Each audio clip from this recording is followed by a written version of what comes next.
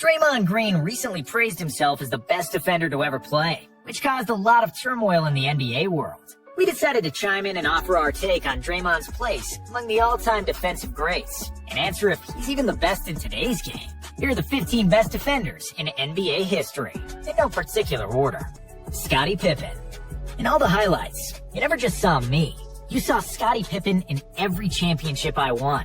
Michael Jordan said in the first seconds of his Hall of Fame speech. It was really fair to say that, because Scottie was the perfect Robin to Michael's Batman. 6'7" with long arms and extremely agile, Scottie would not only guard the best player on the opposing team, but also switch onto everybody else during the same play, possession after possession.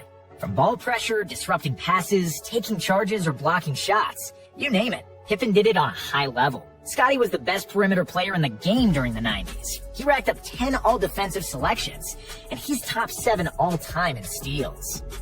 Ben Wallace. Big Ben's basketball journey is not similar to any other player on this list, considering he went undrafted in the 1996 NBA draft. Standing at 6'9", everybody always believed he was undersized for a center, and considering he was never a good offensive player, he didn't get much playing opportunity early on. But that all changed when he got to Detroit in 2000. In 6 years with the Pistons, Wallace proved to be one of the toughest defensemen who ever played in the league, with 4 Defensive Player of the Year awards in a 6-year span. Hakeem Olajuwon. Michael Jordan picked Hakeem in his all-time starting 5, explaining that as much as he was good on offense with his dream shakes, that he was equally effective on defense. Hakeem is the only player on the top 10 all-time lists in both steals and blocks, leading the latter category with 500 blocks more than the next person on the list. Hakeem was a lockdown defender because he was a center in the body of a guard, and he was strong and athletic enough to battle with Shaq down low and yet mobile enough to successfully defend on the perimeter. Dream made 9 all-defensive teams and repeated as the decoy in 1993 and 1994. Kawhi Leonard. There are not very few people that will rattle LeBron James when they're subbing in the game, but Kawhi was one of them. Kawhi made a name for himself during the 2013 and 2014 NBA Finals, where he emerged as the LeBron stopper and earned the nickname the Claw, along with the Finals MVP trophy. With extraordinarily long arms and one of the biggest hands in NBA history, Kawhi often made other NBA players look like little children, as he would simply snatch the ball from their hands like it's nothing. Leonard made 6 all-defensive teams, with 2 Defensive Player of the Year awards in 2015 and 2016. Dennis Rodman. Dennis Rodman was a physical, annoying pest, always playing on the edge of a foul and a fight.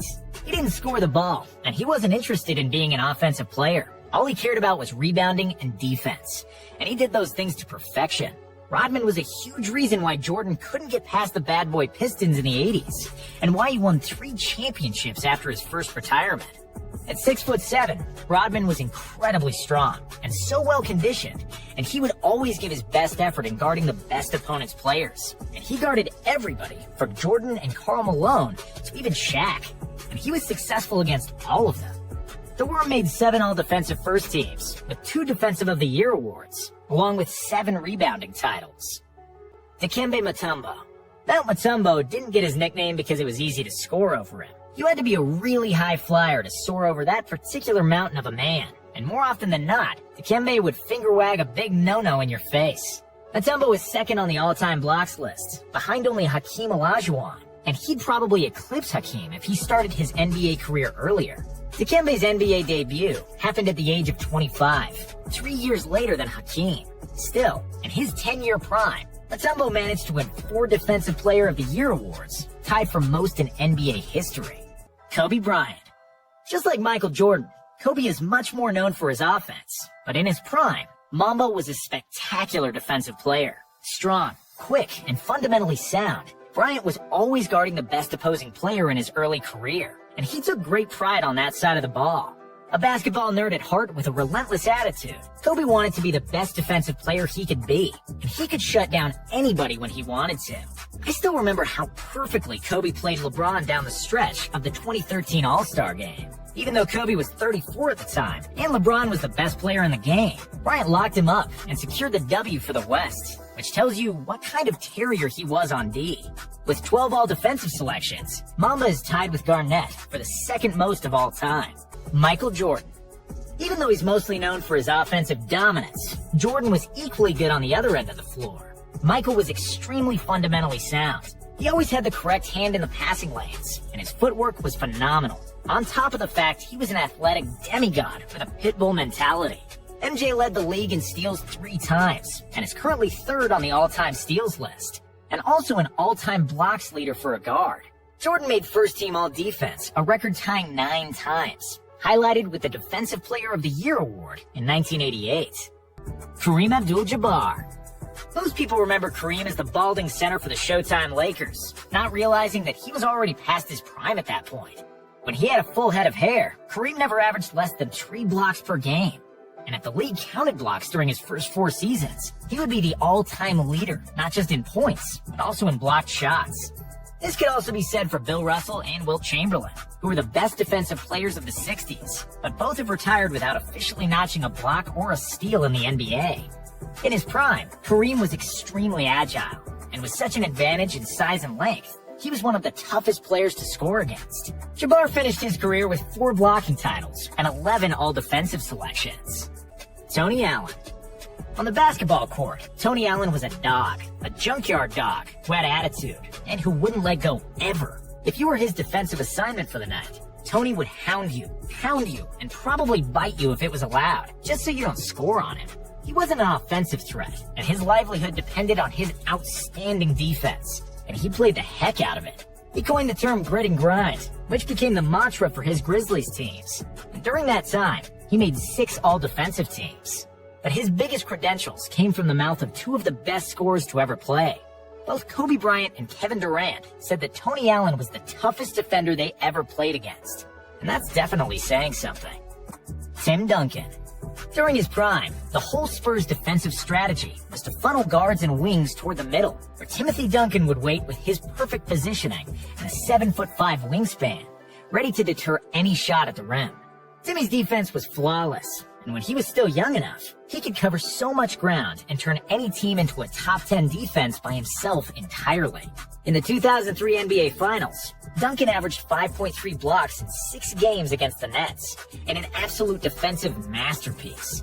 He's the all-time NBA leader with 15 all-defensive selections. He's only one of 5 players that amassed over 3,000 career blocks, and it's really surprising that he never won the Defensive Player of the Year award.